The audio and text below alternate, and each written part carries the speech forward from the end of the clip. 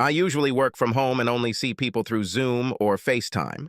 It's not that I don't like the people or the city, I'm not even against public transport. It's just that a couple of years ago I was hit by a car and I lay there for several months. I was healed physically, but I was left with something called hypermetabolism, which meant I was hungry all the time. Not just hungry, I mean. I faint if I don't eat constantly.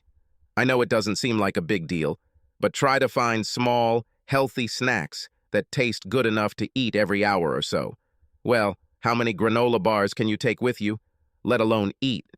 Anyway, I had a meeting with a major client and had to visit the worksite in person. July in New York can be wonderful, or it can be terrible during what is called the Bermuda effect. In summer, the high front is off the east coast, just above Bermuda. This causes hot, humid air to swirl around in what we New Yorkers call the city hot and humid.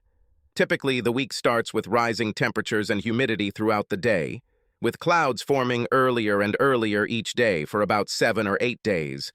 Then a heavy downpour in the middle of the day and everything goes back to normal, or sometimes it starts all over again. My client purchased an apartment in a new high-rise building in Pencil Tower, and I needed to inspect the property so we could measure and finalize the glazing plan. I'm a glass consultant. I design, supervise fabrication, and supervise delivery and installation of architectural glass.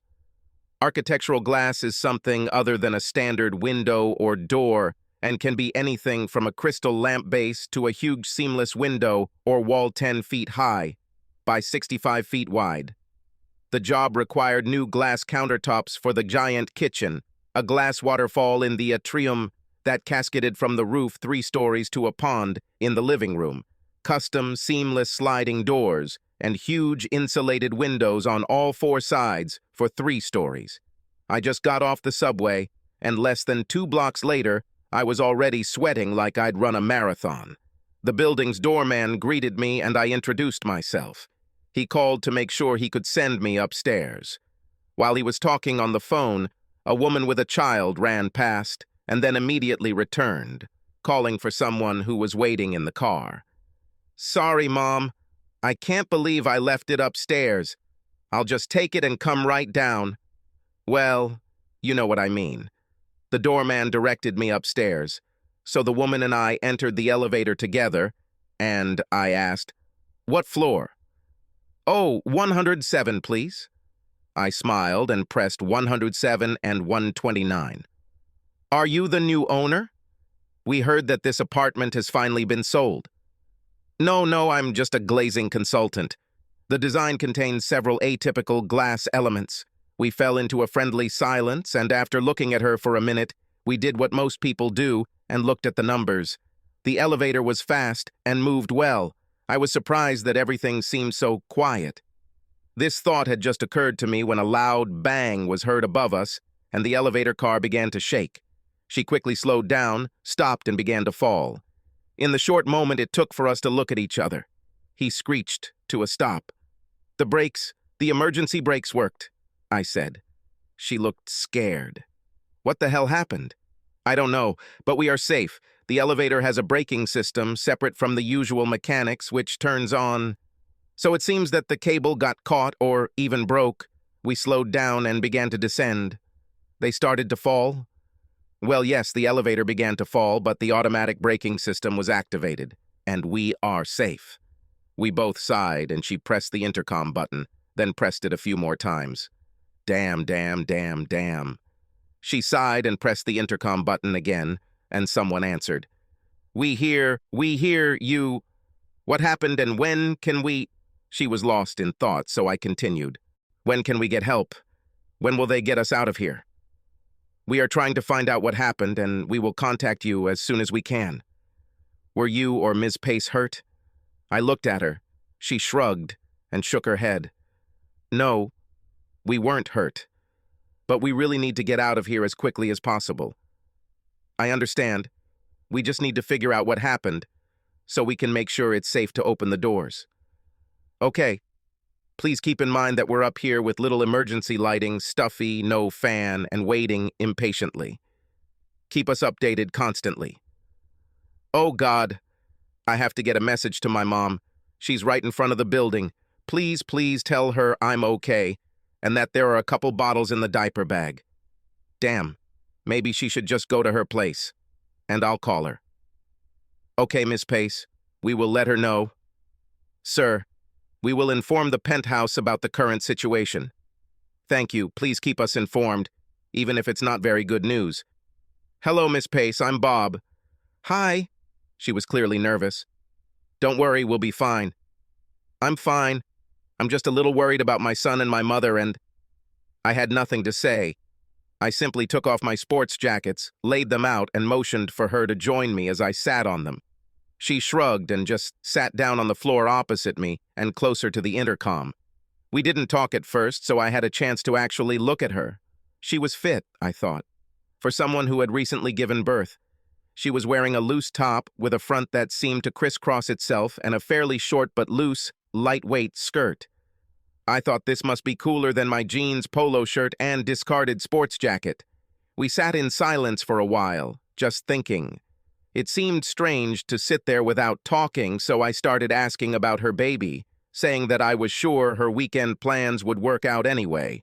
She said she planned to visit her mother for a few days and was looking forward to relaxing and being away from the city. I explained what job I was here for, and she seemed interested, or at least distracted from our situation, as I handed her my phone to look at the renderings. We tried calling, but neither of us had a consistent or strong enough signal. Perhaps 30 minutes passed before a voice came over the intercom. This is Chief Weber, New York Federal District. How are you guys? I nodded to her and she replied, We are fine. It's getting hot and I really need to get out of here quickly. I understand, but our main concern should be everyone's safety. The cable appears to have become twisted, causing a loop to form around the frame. The weights eventually broke the cable. Right now, you are between floors with a web of cables above you. So we can't open the doors, and it's not safe to go down until we clear or secure the cables. I'm afraid this will take some time. The intercom went silent. Hunger gradually began to creep in on me. I have some granola bars. I handed her one of them. Thank you, this will help. Sorry, I didn't think to bring milk. The strangest thing happened. She started laughing and giggling, repeating milk several times. I just shrugged because I didn't get the joke. Sorry, it's just, I have a lot of milk. And she started laughing again. Fine. Sorry, I'm sure it won't be a problem. It's just that nursing mothers continue to produce milk 24/7, and it's been a few hours since the pressure has eased. I looked at her and then realized what she was saying. I reached out and pressed the intercom button. Hey, you're going to have to get us out of here. Hello?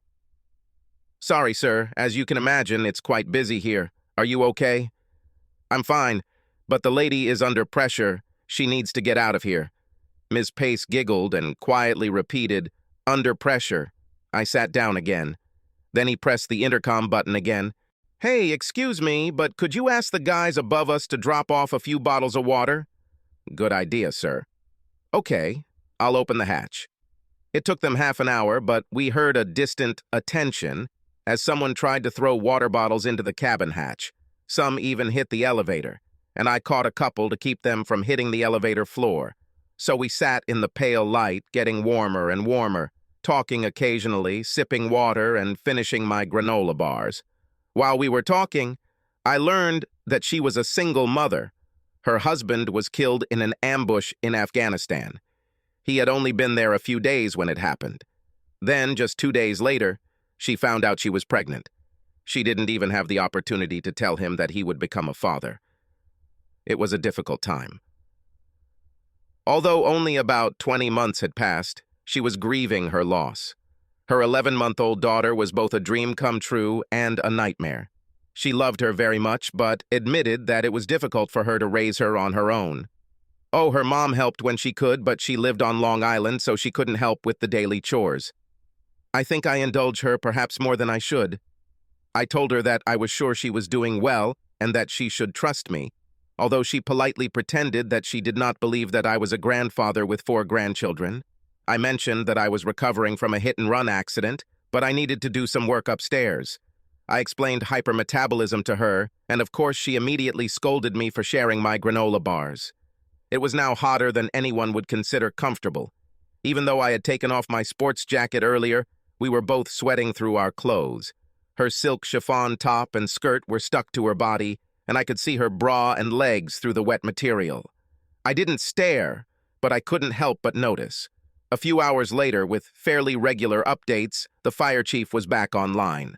"Well, guys, we're doing the best we can, but this is a mess. And while we're going to continue like this, you should try to get comfortable. We're putting together a couple of packages. Outside there are blankets, some more water, snacks, and sandwiches." Having said this, we heard the dull and bouncing sounds of packages. I don't know how many they dropped, but only 3 made it to the elevator. 1 fell through the hatch, 2 remained on the roof. I had to lift Ms. Pace up so she could reach them. Did I mention she was wearing a rather short, loose skirt? I thought about it, but lowered my eyes when I picked it up. She giggled a little when she said, "I got it." And then she added, "And thanks for not peeking." I smiled and we opened the packages. We both had the same thought. With a few extra bottles of water, we could save one. So we opened 1 each and poured them over our heads. The cool water felt so good and my view of her underwear improved. We laid out 1 blanket. I folded another and tucked it behind her back. As she leaned forward to make room for me, she moaned for the first time. "Are you okay?" "Well, yes. Sort of. Yes, no. Actually, it's hard to explain. I'm kind of full. I'm always hungry, so don't worry, I'll eat some snacks." Then it dawned on me. "Oh shit, you're talking about—" I waved my hand back and forth. "They're full. Oh damn. Oh damn. What can you do?" "It'll be fine, it's just really uncomfortable and it's starting to get a little painful. But I'll be fine." "What about empty bottles? Can you use them to get some relief?" "Haha. It doesn't work like that. If I squeeze them, a little comes out, but not enough. I need my pump or my baby. Or maybe not. You could— No, I shouldn't ask. You wouldn't have to drink it. Just suck it up and spit it out into empty bottles. Sorry, I know it's crazy, it's just getting awkward." We sat quietly and ate our food when she said, "Well, what do you think?" Of course I sat there with spinning brains and open mouth when she simply said, "Please?" I must have looked like an idiot when I said something like, "Sorry, of course. It's okay. Of course I can do it. You need help. I can help you. Help ease your pain. It's okay. Of course, of course." She smiled and said, "So that means yes?" "Yes, of course. How do we do this?" She unrolled and spread the other blanket so it lay on the floor and in her lap. She straightened the one she was leaning on, folded up my sports jacket, put it on her lap, and leaned back in the corner. She made me put my head on her leg while she unbuttoned her top and then, with a snap, was able to unclasp her bra and move it out of the way. In front of me were 2 of the most beautiful breasts I had ever seen. It took a few tries, but I finally figured out what I needed to do to make it work. It was strange and wonderful, tender and sexy. To be honest, I was hungry, so spitting it into the bottle never occurred to me.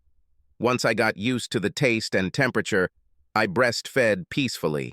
I even fell asleep a couple of times until she stroked my head and face and quietly said, "We need to switch sides." Instead of standing up, I moved a little further over her lap while she turned her shoulders and other breast toward me. After a few more turns to get comfortable, we ended up on our sides. Her head was lying on one of the blankets while mine was now on my jacket. We shared a blanket on the floor. I didn't just breastfeed, I also touched and stroked my breasts gently. While I continued to help her and myself, I think rubbing her breasts had some effect. She sighed and let out a slight moan. "Oh, God." That's all she said. I continued to feed on her breast and slide my hand over her very soft skin. I continued to suck and she moaned. I was surprised when she trembled, then shook, hugging my head tighter to her chest. We ended up spending several hours in the elevator. Despite all this, we became very close. We talked about our lives, our hopes, and our dreams. Even though I was 20 years older, she liked the idea of someone mature and established in their life. I liked her energy and dedication to mother and son. I respected her loss, but suggested that perhaps we could date from time to time when she was ready for it. The voice over the intercom startled us both. "Guys, we're going to move the elevator up about 6 feet, which will allow us to open the doors. Don't be alarmed if there is a sudden jerk." With these words, the elevator jerked upward.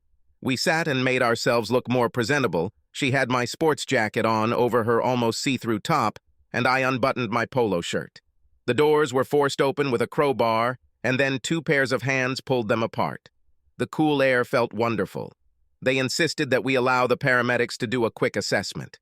They checked our vital signs and gave us an electrolyte drink that tasted terrible.